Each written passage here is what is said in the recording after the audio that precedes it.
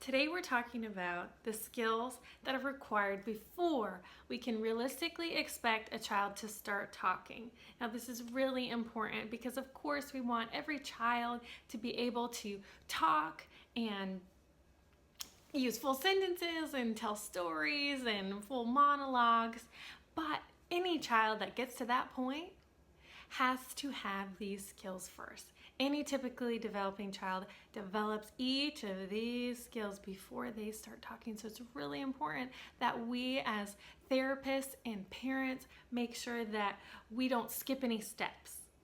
If we go straight to trying to teach a child to talk without working on these skills that are prerequisites, then we're really doing a disservice to the child, and we're trying to get them to do something that is too hard, that they're not ready because their brain hasn't built up all those other really important foundational skills. So let's talk about what they are. Again, today is about what they are and not how to teach them necessarily. I'll make a video in the future on that, so keep your eye out for how to teach these skills later. Now I'm going to go through these really quickly. And I will provide a written list below of them. And if I'm your therapist, I'm probably going to go into more detail with you during our sessions. But there's also a link below to a really fantastic speech language pathologist who has done full-length podcasts, like an hour on the first 5 skills and an hour on the next 6 skills, and she really goes into depth about what they are and why they're important and how to look for them. So you can also listen to that. I really recommend it for parents too. So the link is below. Teach Me to Talk. Thank you so much to Laura for those podcasts, which has inspired this short YouTube. So let's get into it. The first one is responds to events in the environment. And what that means is that your child is aware that if there's a crash outside, or if we're building a block tower and it falls over, that they show some sort of reaction with their face, with their body, with their look. We're looking for them to look at the mom who knocked it over and look at her reaction too. The second one is responds to people. So the first one was events, things that happen that are real visual, but people too. So that would be things like turning to their name being called. That would be reacting to an angry voice versus a friendly voice. Knowing when, mom's angry or not, that's really important. That shows that they're understanding people and they're tuned in to people. The third one is develops an attention span. Now, many kids are very active and attention span is very short. Okay, even typically developing children, we expect their attention to be from 3 to 6 minutes. And if it's going to be longer than 6 minutes, then that means that they're really engaged, they're really enjoying what that parent is doing or what the activity is, and that's great. But if you're finding that a child is not able to attend to an activity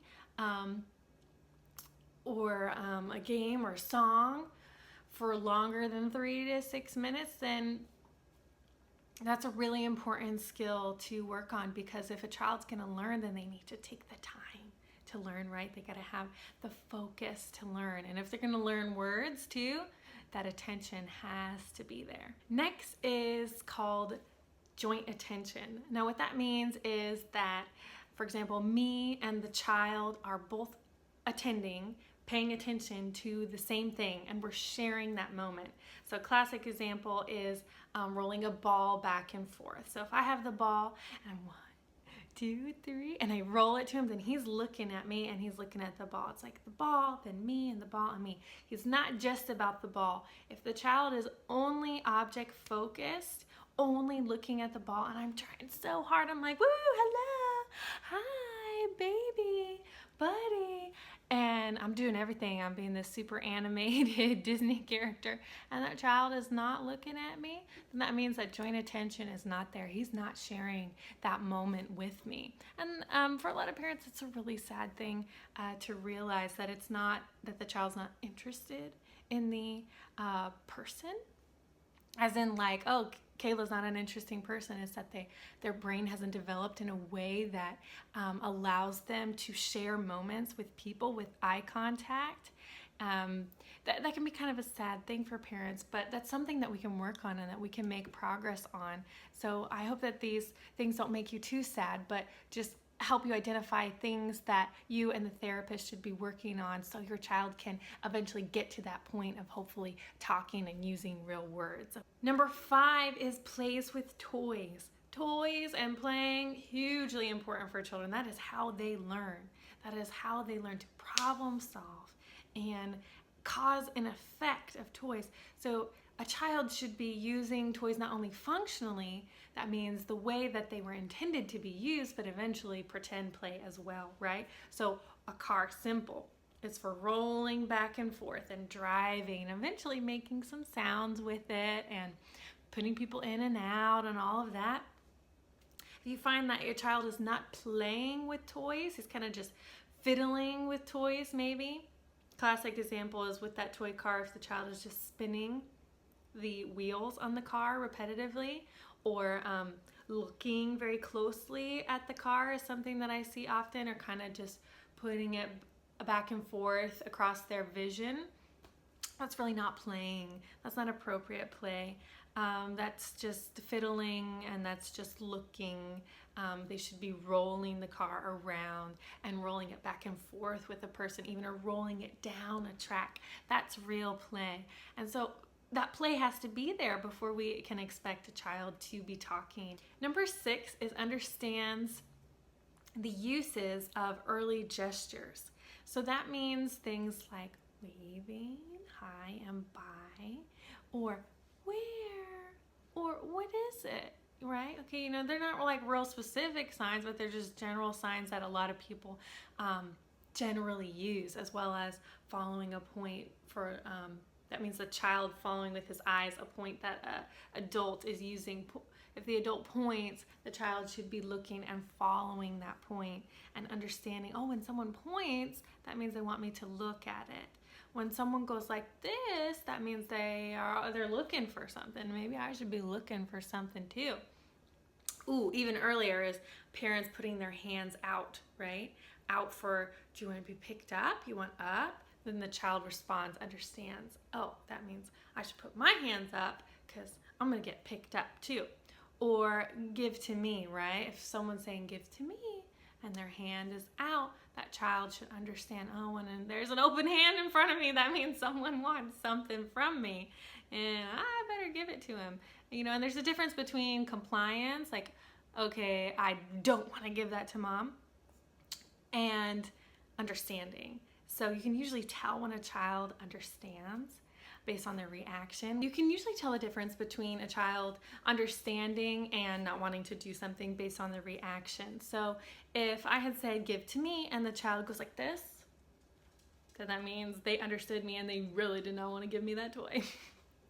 But if they're just sitting there staring blankly at me or just staring off into space, or they didn't even seem to notice that there was a person there or a voice talking to them, then that's a sign that understanding really isn't there, and that's something that we got to build up. The next one would be understands early words and simple directions, following simple directions. So I just listed a bunch of things that included actions, but now let's say that I said give to me, but I didn't put out my hand. The child should understand that fairly young, what that direction is and be able to follow through. Early words like eat and bath and up and mom, the reactions that they have to those words, whether alone or in sentences, they should be looking towards those familiar words, objects, and people because they understand it. While words are symbols, many of them have, real life items, like mom is a real life person. So if someone says, Mom, where's mom? Mama, the child should look for mama or look to mama. That shows that he understands and recognizes that word and what it means. Number 8 is vocalizes. We're looking for your child to be making sounds, okay? All typically developing children are babbling fairly young, and that eventually turns into real words. So before we can expect those real words, we need to be hearing sounds coming out of that kid, and not just sounds that are just made randomly for fun by themselves, but also it's intentional. You should be able to hear the difference in their sounds, whether it's just vowel sounds, it's just an sound. You should be able to tell if they're upset, or if they're happy, if they're getting cranky, if they're getting hungry. And maybe they come up to you and they use those sounds and they look at you and they say, it's not a real word, right? It's just a sound, but they're vocalizing to tell you, hey, Mom, I'm hungry. Right? Okay, so we're looking for those sounds before we can expect real words to be coming. Some parents tell me that their child was babbling and was making sounds, and it was intentional, and maybe even they said hi, but then they stopped. And when we see a regression or a loss of skills, then that's something that we definitely want to pay attention to. Because most children retain skills and continue to build upon those skills to more advanced skills. Number 9 is imitates, actions, gestures, and words. We're looking for all of these things, but okay, maybe the words aren't there yet. We're looking for the actions and we're looking for the gestures. Gestures, I'm telling you, you can have a lot of fun with this. So gestures like this, I also do where, it's a simple one. I also do, I'm looking. Okay, we may not do that all the time normally, but we can throw in extra gestures and be creative, be a little dramatic for our little toddlers who are behind in words and sounds. Give them a little bit more. Be creative with your body and use your hands to communicate so that they can use their hands to communicate too. Now, so that's gestures. Now let's talk about some actions. I'm looking for them to copy actions like clapping and like waving and blowing a kiss. Maybe they copy an action like you petting the dog, or even just little things like maybe your child's noticing that you're like scratching your head while you're thinking, and they start scratching their head, or they saw that you were stirring in your cup of coffee and they start stirring in their cup of juice or oatmeal or whatever. That's what we're looking for, that they're paying attention to us and they're copying us. Actions, gestures, and then words. Next, we're looking for initiates, interactions with people, especially the ones that are close to them. That means that they go to you to get attention, to vocalize to you, to play a game. That shows that they're interested in you, they're aware, they're hopefully bonding, and they're showing you, they're going over to you. That action is saying, hey, I'm here, I want to play with you, or what's up, Mom? Number 11 is begins turn taking. Now, turn taking is a social skill, right? And I'm not talking about like sharing toys. I'm talking about this back and forth action. Classic example is using a ball to roll a ball back and forth, roll a car, roll a bus back and forth, taking turns rolling the car down a track. Right? So let's go with the ball one, rolling a ball back and forth. I do that a lot with kids because it's a cross. It hopefully is encouraging eye contact, and I'm using big facial expressions. I'm using my whole body. 1, 2, 3. They're learning to anticipate. Boom. And I throw that ball to them, and then they throw it back to me. That means that we're doing something together, and they're learning turn taking. Turn taking with toys and actions is a start for turn taking. It's like a conversation, okay? We take turns. I say something, you say something. It's the same with the toys and the conversation. That's the skill that we're eventually teaching. Well, I hope that you enjoyed this video, that you learned something about the pre-skills to talking and why they're important and what we're working on. And I hope that you subscribe, share, and watch the future videos that I make on how to work on these skills, okay? Thanks so much. I'm Kayla from Walkie, Talkie. Bye-bye.